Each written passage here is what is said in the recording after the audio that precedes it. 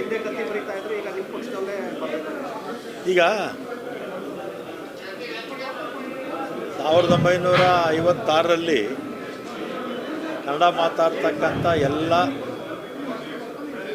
ಪ್ರದೇಶಗಳು, ಬೇರೆ ಬೇರೆ ರಾಜ್ಯಗಳಲ್ಲಿ ಇದ್ದಂಥ ಎಲ್ಲ ಪ್ರದೇಶಗಳನ್ನು, ಹೈದರಾಬಾದ್ ಕರ್ನಾಟಕದಲ್ಲಿದ್ದಂಥ 4 ಜಿಲ್ಲೆ, ಬಾಂಬೆ ರಾಜ್ಯದಲ್ಲಿದ್ದಂಥ 3 ಜಿಲ್ಲೆ, ನೇರವಾಗಿ ಬ್ರಿಟಿಷ್ನವರೇ ಉಸ್ತುವಾರಿ ವಹಿಸ್ಕೊಂಡಿದ್ದಂಥ ಕೊಡಗು, ದಕ್ಷಿಣ ಕನ್ನಡ, ಮತ್ತು ಅದಾದಮೇಲೆ ಬಳ್ಳಾರಿ ಆಂಧ್ರ ಪ್ರದೇಶದಿಂದ, ಅಂದರೆ ಕನ್ನಡಿಗರೆಲ್ಲ ಕೂಡ ಒಂದು ರಾಜ್ಯ, ಒಂದು ಇದರಲ್ಲಿರಬೇಕು ಅಂಥೇಳಿ ಆಗ ಕೇಂದ್ರ ಸರ್ಕಾರ ತೀರ್ಮಾನ ತಗೊಂಡು ನಮ್ಮ ಥರನೇ ಬೇರೆ ಭಾಷೆಯವರು ಕೂಡ ರಾಜ್ಯಗಳು ಮಾಡಿಕೊಟ್ಟಿದ್ದಾರೆ.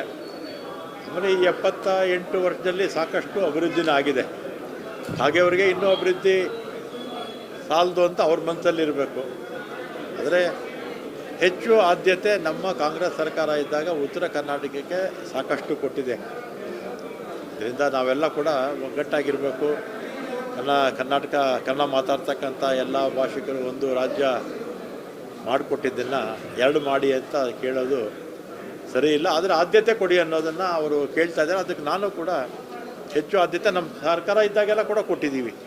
ನೀರಾವರಿ ಇರ್ಬೋದು, ರಸ್ತೆ ಇರ್ಬೋದು, ಶಾಲೆ ಇನ್ನೂ ಆಗಬೇಕು ಅಂತ ಅವ್ರ ಆಸೆ ಆಗಲಿ ಬಿಡಿ. ಆದರೆ 2 ಮಾಡೋದು ಸೂಕ್ತ ಅಲ್ಲ, ಬೇರೆ ರಾಜ್ಯ ಮಾಡೋದು ಸೂಕ್ತ ಅಲ್ಲ ಅಂತ ನನ್ನ ಅಭಿಪ್ರಾಯ. ಅಲ್ಲ ಸರ್, ಅನುದಾನಗಳು ಸರಿಯಾಗಿ ಕೊಡ್ತಾ ಇಲ್ಲ. ಕೊಡ್ವಿ, ಅನುದಾನಗಳು ಹೆಚ್ಚು ಕೊಡಲಿ, ನಾವು ಅದಕ್ಕೇನು ಅಡ್ಡಿ ಏನೇ ಇಲ್ಲ. ಅಲ್ಲ ಸರ್, ಕೊಡ್ತಾ ಇಲ್ಲ. ಈಗ ನಿಮ್ಮ ಸರ್ಕಾರ ಕೊಡ್ತಾ ಇಲ್ಲ ಅಂತ, ಸಿದ್ದರಾಮಯ್ಯನವರು ಕೊಡ್ತಾ ಇಲ್ಲ ಅಂತ ಅನುದಾನ.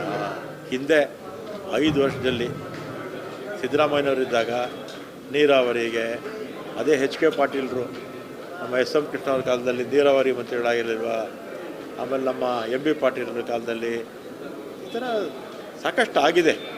ಬೇರೆ ಸರ್ಕಾರಗಳಿದ್ದಾಗಲೂ ಆಗಿರುತ್ತೆ, ನಾನೇನು ಇಲ್ಲ ಅಂತ ಹೇಳೋಕ್ಕಾಗಲ್ಲ. ಆದರೆ 2 ರಾಜ್ಯ ಮಾಡಿ, ಸಪ್ರೇಟ್ ರಾಜ್ಯ ಮಾಡಿ ಅನ್ನೋದು ಸೂಕ್ತ ಅಲ್ಲ. ಹೆಚ್ಚು ಅನುದಾನ ಕೇಳೋದರಲ್ಲಿ ಯಾವ ಅಡ್ಡಿನೂ ಇಲ್ಲ. ಅವ್ರು ಕೇಳೋದ್ರ ಸರ್ಕಾರಗಳು ಕೂಡ ಸ್ಪಂದಿಸಬೇಕು ಅಂತ ಹೇಳ್ತೀನಿ. ಸರ್, ನಾಳೆ ಫಲಿತಾಂಶ ಬೀಳ್ತಾ ಇದೆ. ಈಗಾಗಲೇ NDA ಮೈತ್ರಿಕೂಟಕ್ಕೆ ಅಲ್ಲಿ ಗೆಲ್ಲು ಅಂತೇಳಿ ಈಗ ನಾನು ಮಾಧ್ಯಮದಲ್ಲಿ, ಸೋಷಿಯಲ್ ಮೀಡಿಯಾದಲ್ಲಿ ಎಲ್ಲ ಕಡೆ ನೋಡಿದೆ. ಎಲ್ಲ ಸಮೀಕ್ಷೆಗಳಲ್ಲೂ NDA ಬರುತ್ತೆ ಅಂಥೇಳಿ ಬರ್ತಾ ಇದೆ. NDA ಬಂದರೆ ನಮ್ಮ ದೇಶದ ದುರಾದೃಷ್ಟ ಅಷ್ಟೇ. ಆಮೇಲೆ ಬಿಹಾರದ ಜನರ ದುರಾದೃಷ್ಟ NDA ಅಧಿಕಾರಕ್ಕೆ ಬಂದರೆ. ಯಾಕಂದರೆ ಸುಮಾರು 20 ವರ್ಷದಿಂದ ನಿತೀಶ್ ಕುಮಾರ್ ಆಡಳಿತ ಮಾಡ್ತಾ ಇದ್ದಾರೆ. ಬಿಹಾರದವರೇ ನಮ್ಮ ಬೆಂಗಳೂರಲ್ಲಿ ಕನಿಷ್ಠ 5-6 ಲಕ್ಷ ಜನ ಬಂದು ಇಲ್ಲಿ ಕೆಲಸ ಮಾಡ್ತಾ ಇದ್ದಾರೆ. ಅಲ್ಲಿ ಉದ್ಯೋಗ ಸಿಗ್ತಿಲ್ಲ ಅಂತ ಇಲ್ಲಿ ಪಾಪ ಬಂದು ನೆಲೆಸಿದ್ದಾರೆ. 20 ವರ್ಷದಿಂದ ಅವರೇ ಆಡಳಿತ ಮಾಡ್ತಾ ಇದ್ದಾರಲ್ಲ BJP, ನಿತೀಶ್ ಕುಮಾರು. ಯಾಕೆ ಅಭಿವೃದ್ಧಿ ಆಗಲಿಲ್ಲ? ನಮ್ಮ ದೇಶದಲ್ಲೂ ಅಷ್ಟೇ ನಿರುದ್ಯೋಗ ಪ್ರಮಾಣ